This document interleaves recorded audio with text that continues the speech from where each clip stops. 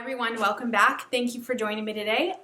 So a couple of days ago I put out a video suggesting that you guys let me know what kind of videos that you would like to see, and I had a few people respond and say they would like to see a blending video.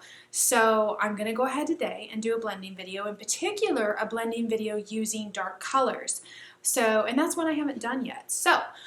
For today's project, we're going to use the Fusion Mineral paint line. It's one of the paint lines that I use frequently in my shop. I absolutely love it, and I happen to have the right colors for a dark blended project. So we're going to be using the Coal Black, Soapstone, and Sterling, which will create us a very deep, dark, but highlighted look.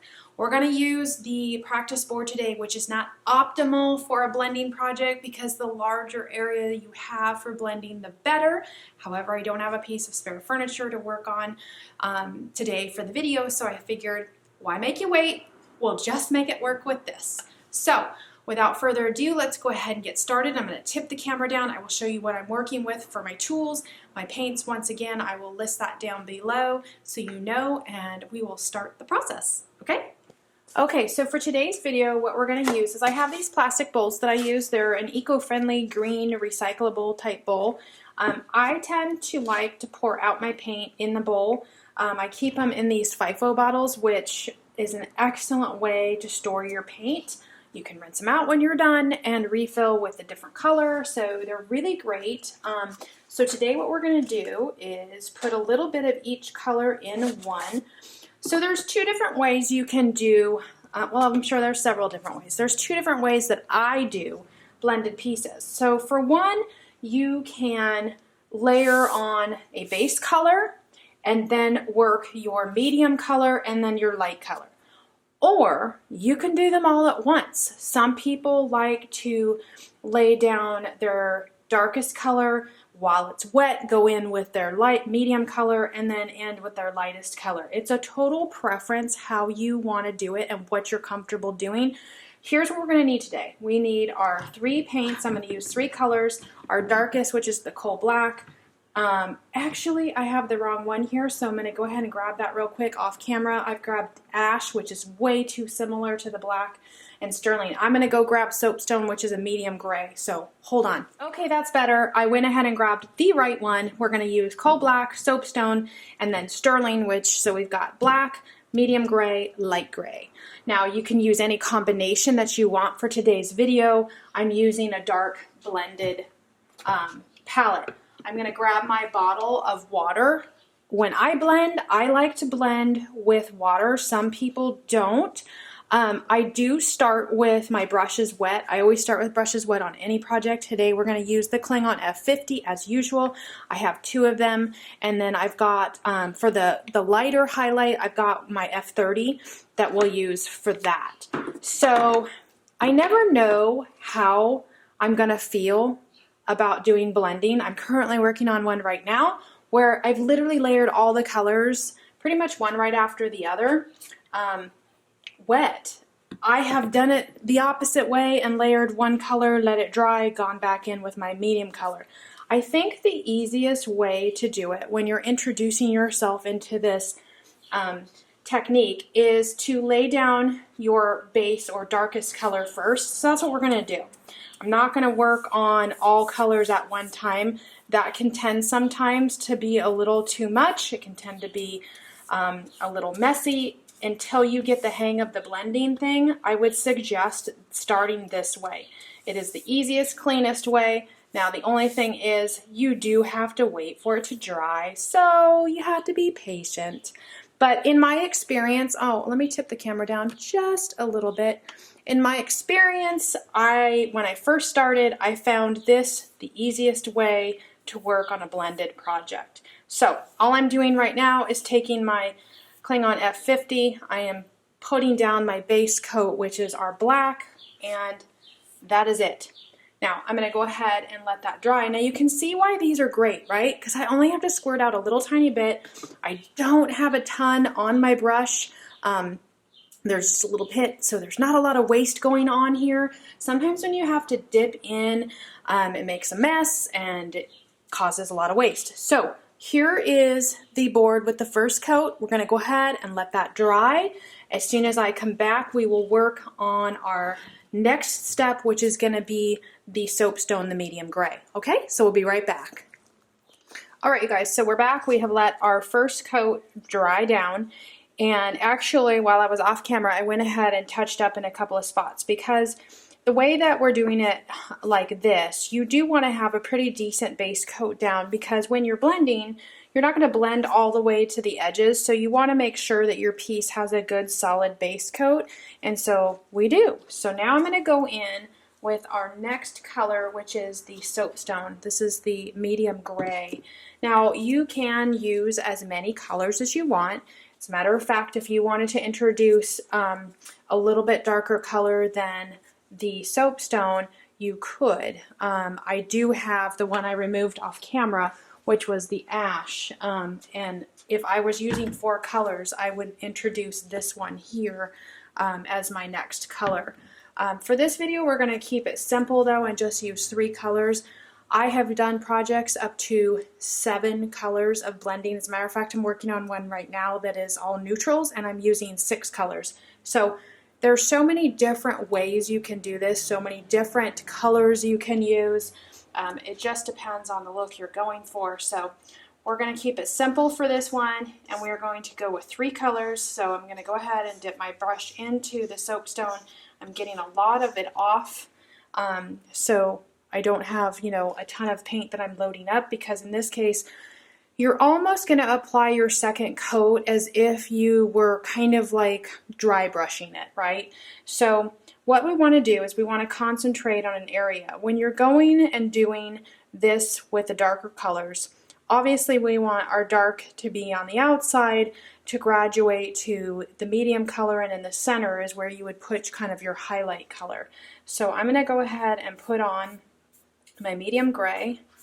And this might be too harsh. I have never done this before, so the medium gray may be a little too harsh against the black. We could possibly have used the kind of 1 step darker gray to do this.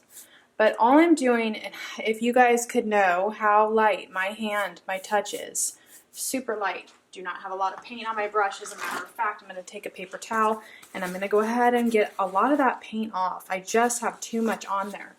And so I'm going to get some of that off. I'm going to go ahead and spray some water. I do this directly on the piece. Won't hurt anything, won't do anything to it whatsoever. Now you can see I have these harsh lines. Well, that's not going to be pretty. So part of using the water and dabbing off your brush on paper towels is because we don't want to put on so much. We want to be able to start blending this out. Now a lot of times I will let you know you do have to go back in sometimes with the darkest, deepest color so that you can go ahead and take those harsh edges off.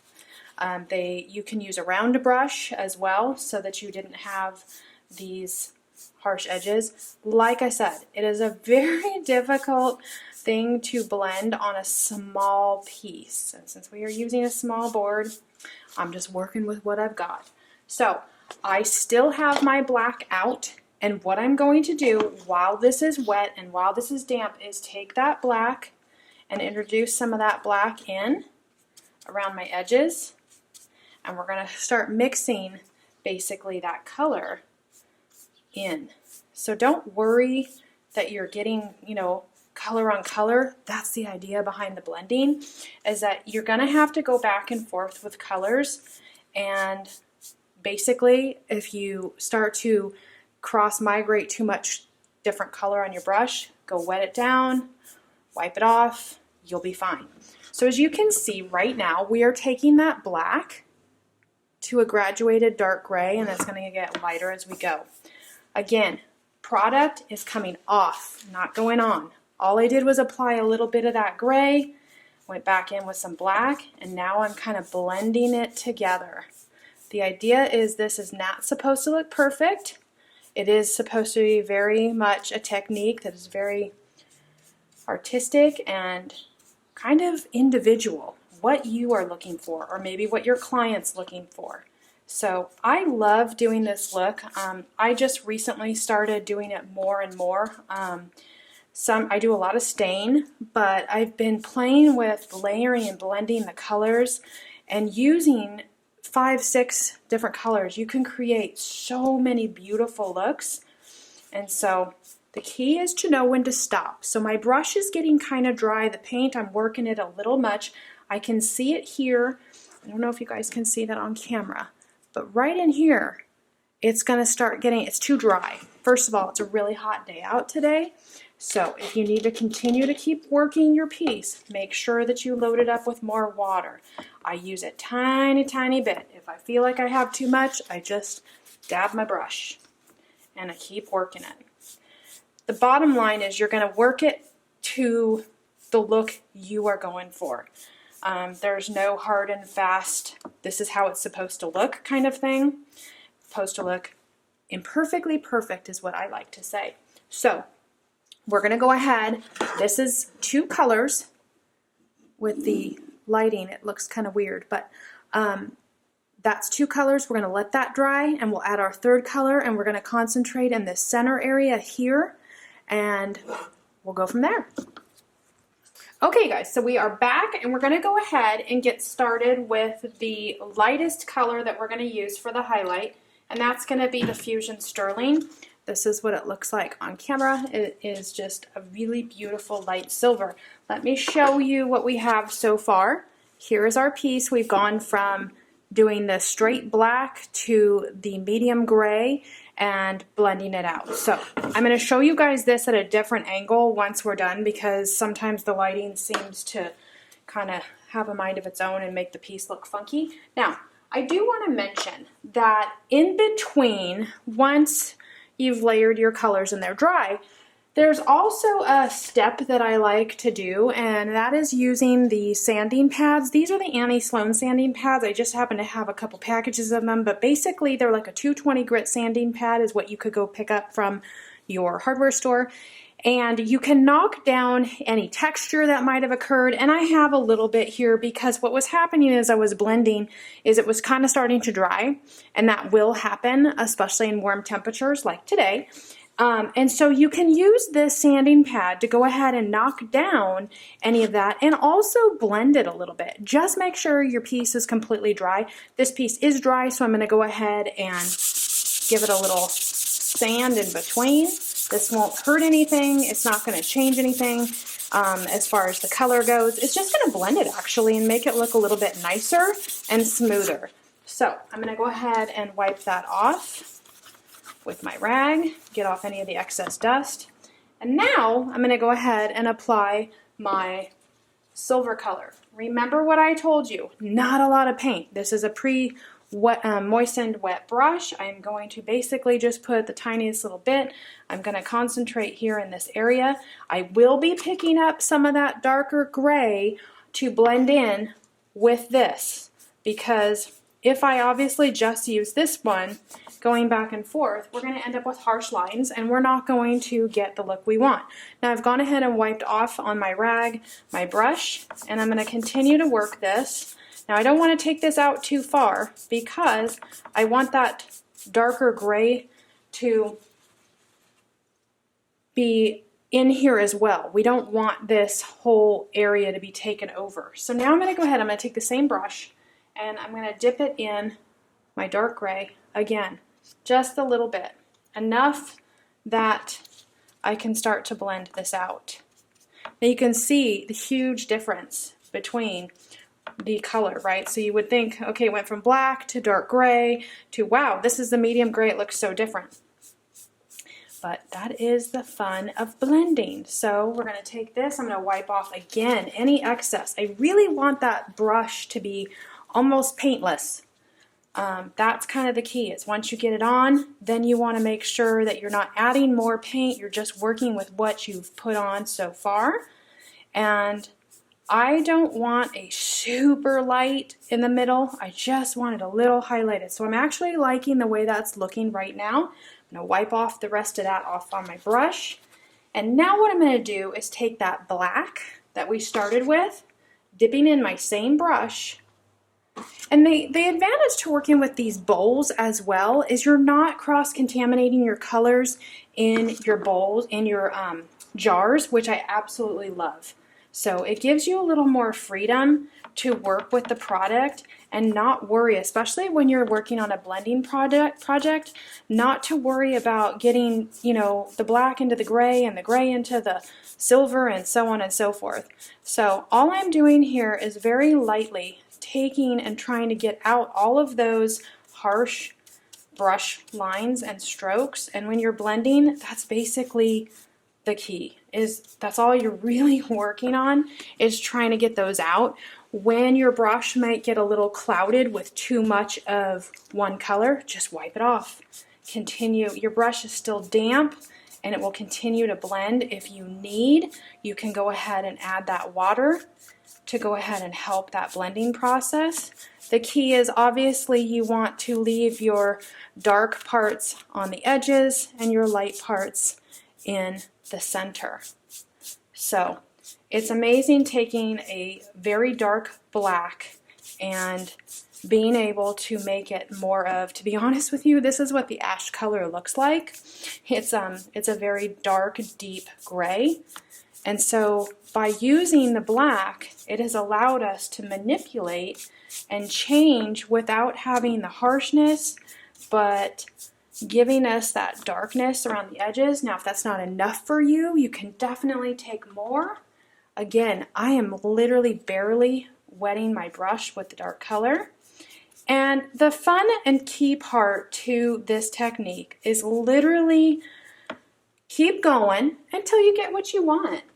There's no, if you're trying to follow, maybe a client gives you a picture and so you have an idea that here's what they want, you might need to add more black or more gray or more silver. But if this is something you're just doing for yourself and you're not trying to mimic any type of photo, then you know what? I say just blend until your heart's content. Just keep going.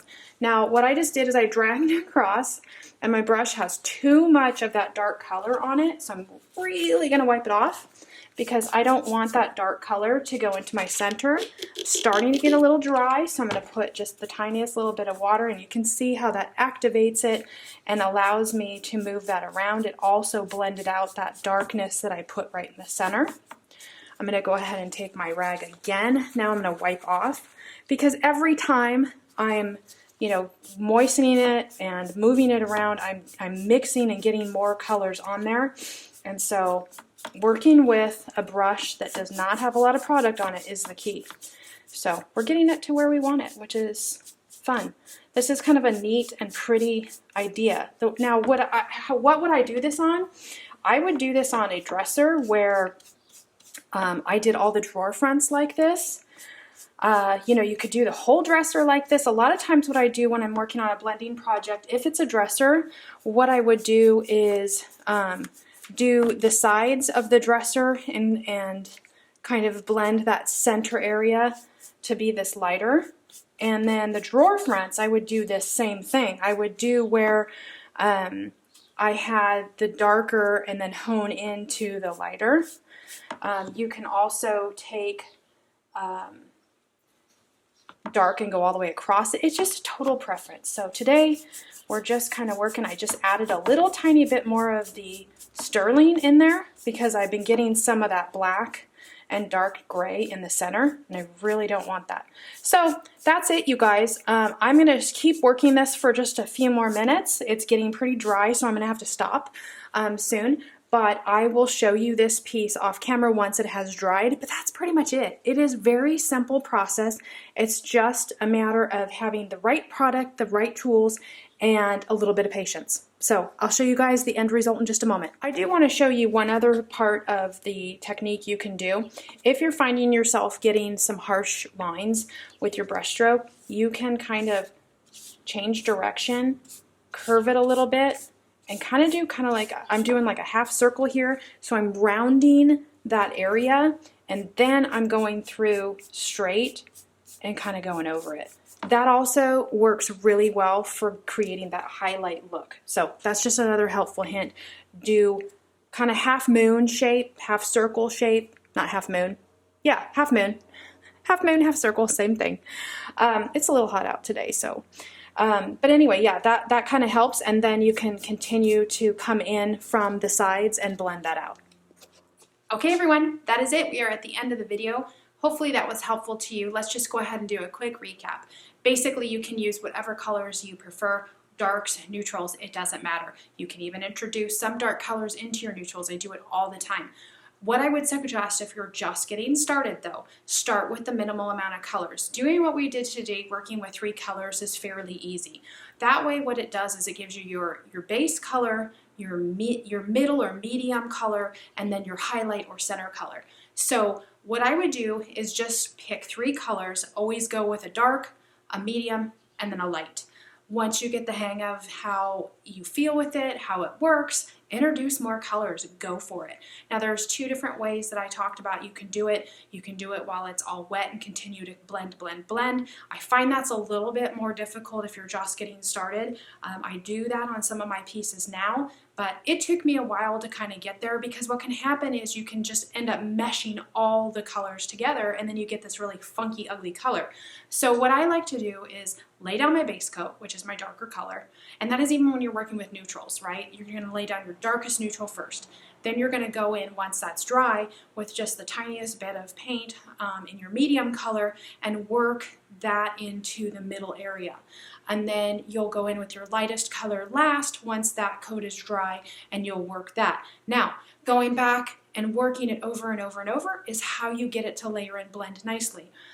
As you saw, I used water. That will help your workability time. So when your paint starts to set up and dry, you still have the ability to move it around more. Plus, it will actually blend your colors a little bit and melt them kind of together. So keep a water bottle on hand, or even just a cup of water to dip your brush. Remember that you want to go ahead and get some paint on your piece, but you want to wipe off a lot of that paint because that's the whole idea between meshing together the colors, right? We don't want to layer up so much paint and have a mess, and that's typically what happens is most people put on too much product. In this case, like you saw, I did not put on a lot of product. It's very, very minimal. Now, if you guys have any questions or comments, absolutely put them down below. I always get back to you guys, and I'd be more than happy to offer any advice I can give you. That is pretty much it. Now there's one extra step that I did show you, and that is with the sanding pad. Now I use that actually frequently when I'm using layering and blending. If there's maybe some high spots, maybe some spots that you know, I just don't like the way they're looking, you can knock it down a little bit with that sanding pad. Keep in mind it is a 220 grit sanding pad, not paper. It's a lot finer, right? You don't have to use a lot of force with it either. You're literally just kind of giving it a little bit of more of a blend. So if you do that, keep in mind that you will want to go in with a top coat afterwards, a wax, a water-based top coat, something to bring back that luster once you have kind of sanded it off. So let me show you our end result here. I have not done anything further to it after I shut off the last segment. Here it is here. So as you can see, we went from our coal black, which is jet black, and it kind of turned into a nice soft gray, and then we've got our lighter color here, and in the center we have that sterling highlight, which just gives it that really beautiful look. It gives it some movement to the piece. I have not done any more sanding to this. I have not top coated it, nothing. It is what it is, and I'm going to leave it as it is. Now, if I wanted to, I could go ahead with my 220 grit sanding pad right now, and then go ahead and top coat it of my choice of wax, or like I said, a water-based top coat. So there it is there, you guys. Hopefully that was helpful to you. It was enjoyable, and thank you so much for making the suggestion for this video. It was fun to do. Please keep subscribing so you can get all of my videos in the future, and I will catch you guys on the next one. Thanks so much. Bye-bye.